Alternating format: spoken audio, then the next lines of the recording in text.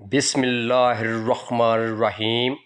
رسول اللہ صلی اللہ علیہ وآلہ وسلم نے صحابہ سے فرمایا، جمع ہو جاؤ، میں تمہیں آج 1/3 قرآن سناؤں گا۔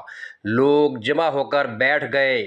آپ گھر سے تشریف لائے اور سورہ اخلاص تلاوت فرمائی اور پھر گھر تشریف لے گئے۔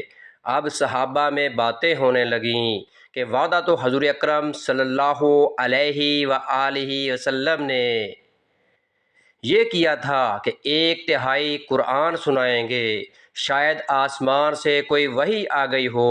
اتنے میں آپ صلی اللہ علیہ وآلہ وسلم پھر واپس تشریف لائے اور فرمایا، میں نے تم سے 1/3 قرآن سنانے کا وعدہ کیا تھا، سنو یہ سورت 1/3 قرآن کے برابر ہے۔ سبحان اللہ۔